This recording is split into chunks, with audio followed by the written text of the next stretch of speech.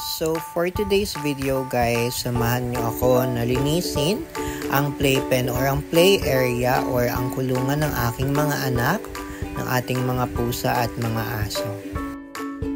Syempre, ang una muna natin gagawin ay tanggalin muna sila sa kulungan para malinis natin yung area nang wala sila. Pagkatapos nga, tinanggal ko na yung kulungan, yung fence natin, pati yung kanilang kainan. Tapos ay sisimulan ko ng linisin yung mga litter box ng ating mga anak na pusa.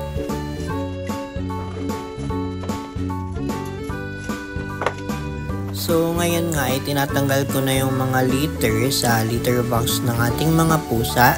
Tapos ay dinadagdagan ko na lang ng mga bago. Pero usually ay pinapalitan ko naman yun. Kaso kakapalit ko lang din kahapon kaya hindi ko muna papalitan ngayon.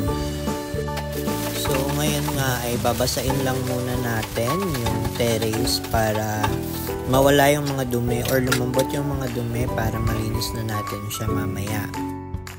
Nilagay ko na muna sa ibabaw ng lamesa itong ating dalawang anak, si Luffy at si Boa para hindi sila mabasa. Ngayon naman ay bubuhusan ko naman ng tubig simula dun sa dulong area natin para yung tubig ay pumunta naman dito sa may malapit sa camera natin. Yun nga lang hindi nyo kasi kita may drainage dun kasi pababa talaga yung tiles natin dyan. Para naman sa ipanglilinis natin yan, Domex, tapos lalagyan natin ng Ariel. Tapos sahaluin na natin siya. Tapos sisimulan naman na natin yung paglilinis dito sa terrace ng tubig na merong yung Domex tsaka yung Ariel. Tapos ibabrush lang natin to. Pasensya na kasi kahit i-brush natin yan medyo parang madumi siya. Kasi medyo matagal na rin talaga tong mga tiles natin na to kaya dumumi na lang talaga siya ng ganyan, hindi na matanggal. Tapos ngayon ay babanlawan naman na natin para matanggal yung mga dumi, pati na rin yung mga sabon na naiwan doon sa tiles natin.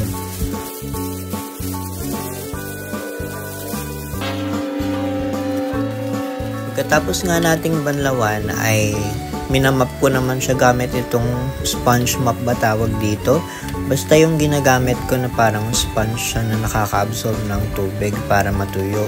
Pero hindi pa siya totally matutuyo kaya tatapatan ko pa yan ng electric pan mamaya para mas mabilis siyang matuyo. So iwan muna natin to ngayon tapos puntahan muna natin yung ating baby which is si Luna naman. Siya ay ating 3 months magfo 4 months na Persian. Feeling ko kasi mas okay na natanggalin natin yung pinakasapin niya dito kasi ang dumi na.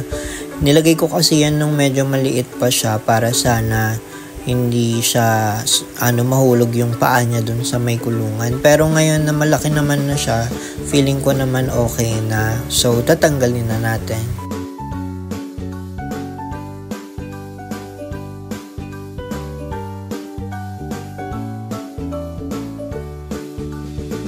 Balikan naman natin ngayon yung terrace. Yan, nakita ko naman na tuyo na siya. So, pwede na nating ibalik lahat ng kulungan saka yung fence nila. Ngayon nga, iunahin na natin tong dalawang ating pusa, which is si Smokey tsaka si Kali. 7 years old na yan sila. Sila ay mag-asawa. At hiniwalay natin yung baby natin na si Luna kasi hindi pa pwedeng idikit sa kanila, sabi ng vet. Kakapanganak nga lang pala ni Kali kaya meron tayong 5 Persian babies ngayon. 1 week pa lang yan sila kaya ganyan, hindi pa nga nakadilat eh. Ngayon nga ay binabalik ko na yung fence at yung kulungan na nakaharang dun sa ating fence para may balik na rin natin si Boa at si Luffy sa may playpen nila. Pag natapos na nga tayo doon ay pakakainin naman natin si Luffy tsaka si Boa dahil si Kali tsaka si Smokey nauna na sila. Gumagamit din pala ako niyang appetite booster kasi minsan wala silang ganang kumain dahil nagsasawa na sila sa dog food nila. So far may gana naman silang kumain, hindi to sponsored Ayan nga at excited ng kumain yung dalawang chikiting.